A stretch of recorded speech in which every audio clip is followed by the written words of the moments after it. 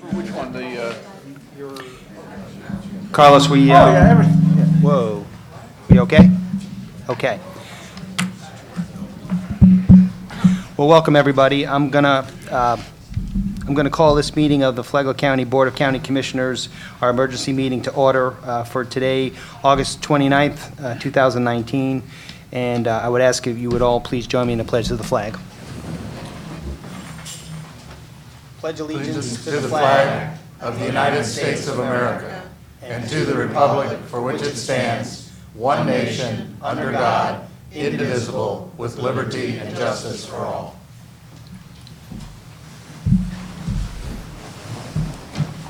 And as we do at the beginning of all our meetings, I ask that you please join us in a moment of silence as we think about and remember and pray for all of the first responders that serve us here in Flagler County, law enforcement officers, and also the brave men and women of our United States military that serve us here and also abroad.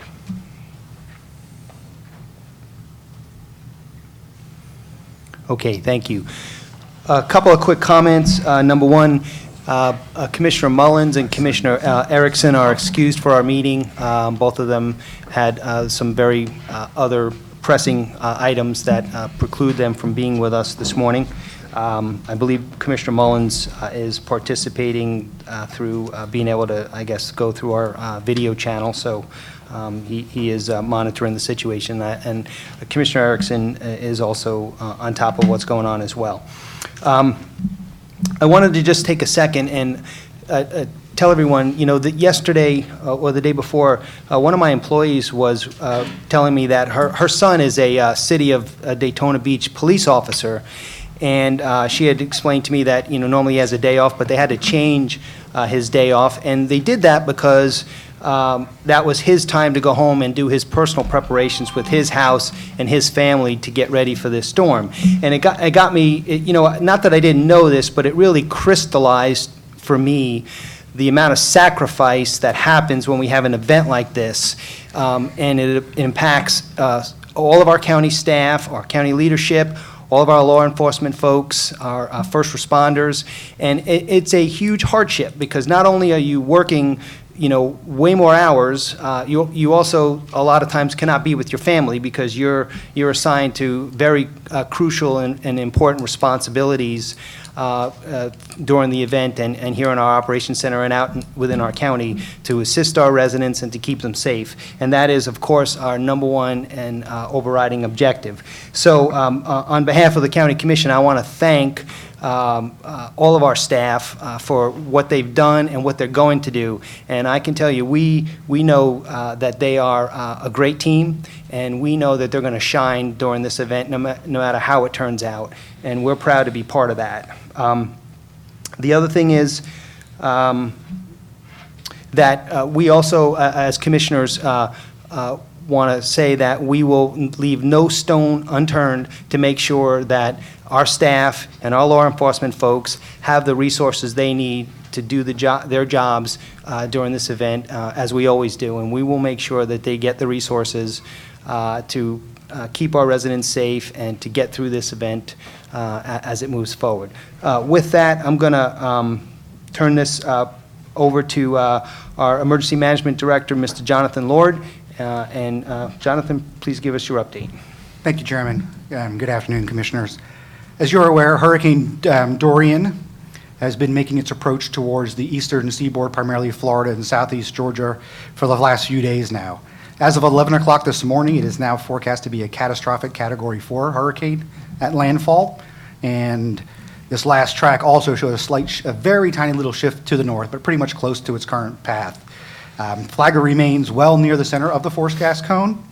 However, anywhere in that forecast cone remains at risk for landfall, as well as potentially sometimes areas outside of that cone. So we must remain very vigilant because we are still in the path. There is currently a 66% chance that we will experience tropical storm force winds because of Dorian, and a 15% chance that we'll experience hurricane force winds of some sort because of Dorian. We're expecting 4 to 6 inches of rainfall, locally heavier in some areas, from this storm, and potentially storm surge for many areas east of I-95. We'll be enacting evacuations and starting public sheltering Saturday morning. However, in order to make this feasible, we must have our shelters prepared by Friday.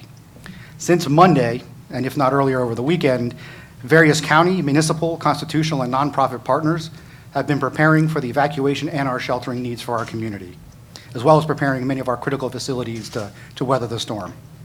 All week, our county departments are doing everything within their power to continue the provision of regular services while preparing for Hurricane Dorian.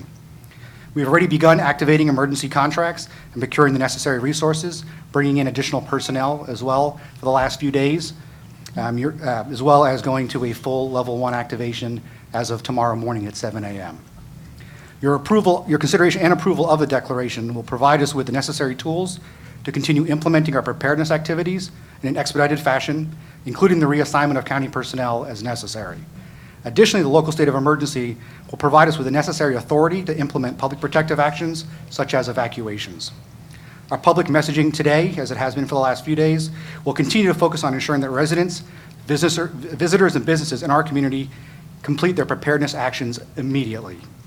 We do not want people waiting until the weekend to be prepared. The county currently has 3 sandbagging locations available to all residents. Palm Coast and Flagler Beach both have multiple sandbagging locations available for their residents as well. In closing, all of our county, municipal, constitutional, and nonprofit partners have been working together as a seamless team that you all be very proud of, and thank you for your support and consideration of this local state of emergency. Okay, thank you, Jonathan. Anything from you, Mr. Cameron? I am impressed with the preparations that our Emergency Management Director has made and the participation and teamwork. He will be the focus, and he will be running the operation. There's some confusion about what administrators do during an event like this, but we don't show up at fires to help the fire chief decide what to do, and we don't show up at Public Works to tell the Public Works Director how to fix potholes. I am going to be here throughout the storm for the Emergency Management Director in case that he needs to avail himself to some authority that my office may carry, and to act as a consultant to him, having gone through storms like this. But he will be front and center on this storm, and he is the contact point. So I really appreciate the fact that he was put in place, and to have such a good, competent director to help us face what could be a catastrophic situation. Okay, thank you.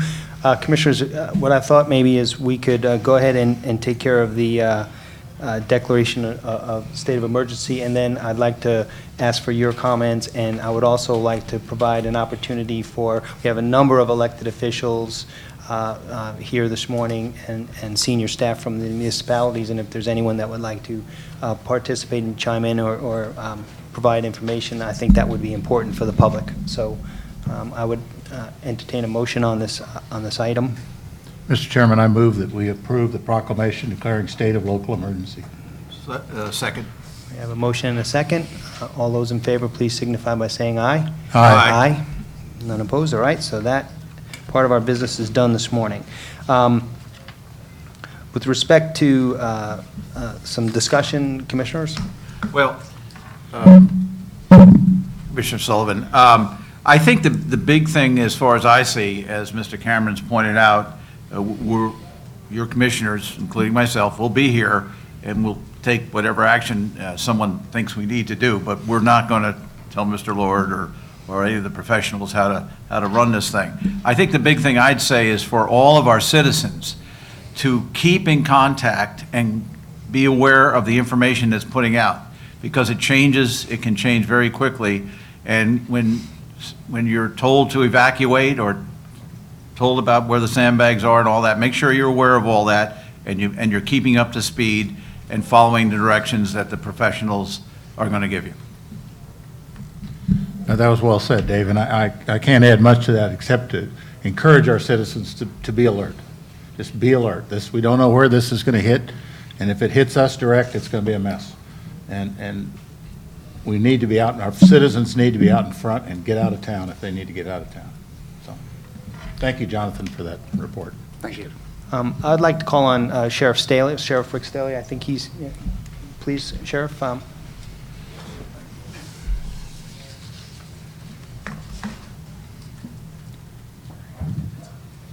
Good morning, Mr. Chairman, Commissioners. Just an update from the Sheriff's Office. We've been working hand in hand with your Emergency Management Director. Reallocated our inmate workforce. Originally, they were at Hidden Trails out on the west side of Malacompra, helping residents with sandbags.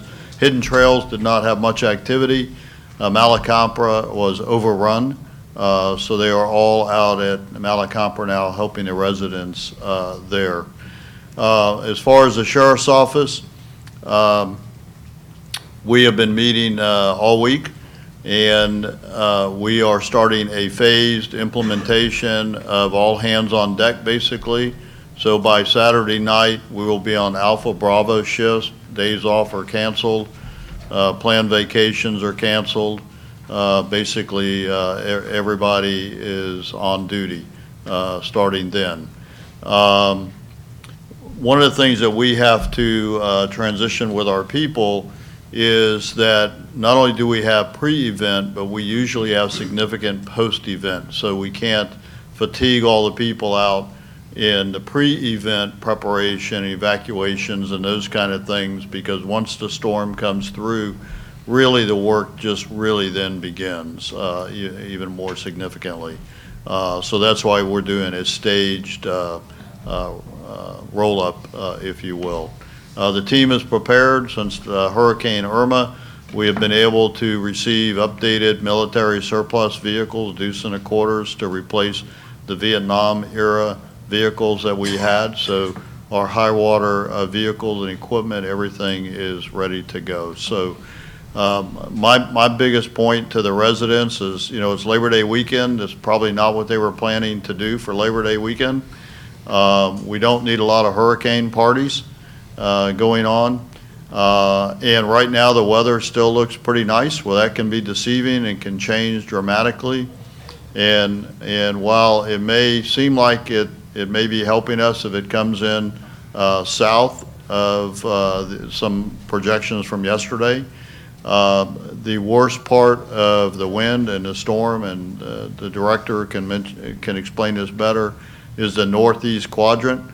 And so the more it goes south, unless it goes really way south, which it doesn't look like, we're actually going to have part of the worst of the hurricane still here in Flagler County. So residents should not start to relax just because maybe it's moving a little bit south to make landfall. It's still a very dangerous storm, and we're going to feel the impact. The question is just how bad. Be glad to answer any questions. I would also like to, as you know, we're decentralized significantly, but the school district is allowing us to use their training room, and there's some other space in the GSB building that has generators that power the whole building. So we will be able to function through this hurricane and deliver the services to the community. Thank you, Sheriff. And that kind of transitions into the fact that we have strong cooperation and teamwork. And for those of you that might be just listening, I can tell you here in the room with us, we have elected officials from all of our municipalities here in the county, as well as senior leadership from those municipalities. And again, we stand together to work together to make sure that we do the best job that we can. Is there anyone from any of the other elected officials? Please, you're welcome to add or have any comments, or any of the other folks in leadership around. So I see some, yep, I see Mr. Tager, would you please come forward? Actually, and Commissioners, if I may, while he's walking up, when I mentioned constitutionals and other county agencies, I do include the school district in there. I know technically you're not officially a constitutional agency, but I somehow, unfortunately, lumped that together. But we wouldn't be able to do anything we were doing right now without the full support of the school district. Yes, sir. Thank you, Jonathan Lord. That's my main message, is we want to work cooperatively, and I think the folks in this room all do, and we appreciate your leadership, Jonathan, in this event. So I think teamwork is an important word. We will be open for school tomorrow. I wanted to make sure that that was out there for you all. Rimfire Elementary will be open for special needs on Saturday, and we will be fully prepared. They're coming in to get prepared tomorrow at noon, so we're going to work with Bob Snyder and the health department on that. Bunnell will be open also Saturday morning early, and it's a pet and general friendly population at that particular site. Our plant services and custodial teams are ensuring that all of our facilities are storm ready. They've been working since the beginning of this week. We will be ready with shelter space as soon as the county calls for those evacuations. So we will be ready Saturday morning whenever you call on us. Everything will be prepared Friday fully. As a school district, we love the community that we live in, and the support from everybody in this room is just beyond anything I've ever expected. So I would thank you for that, and we look forward to serving our community during this event. Thank you. Thank you, Mr. Tager. Anyone else? Okay. Okay, Commissioner Sullivan? Right, for Mr. Lord, in the meetings we've gone to around the state, results of Matthew and Irma, what lessons learned, they talk about now when you evacuate, but evacuate close. Is that a policy that is now going to? Yeah, so what I like to say, and as I said, throughout our state at least, it's very Florida specific, is evacuate, it's somewhat facetious, but evacuate tens of miles, but not hundreds of miles.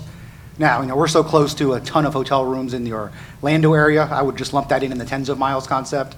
But the idea is not to be hopping on the interstate and going 3 states away. And I would caution too, especially a storm like this, and a lot of people head up to Georgia in the past.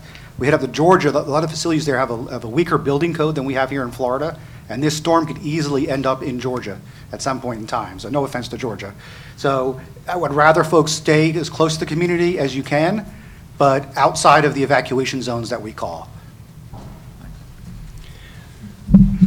Jonathan, have we heard anything more from the president about declaring Florida? No, the governor made the request, and Right. it's under consideration. The governor did do his executive order yesterday afternoon, Right. Which included some counties, including ours, all of the eastern seaboard counties in Florida.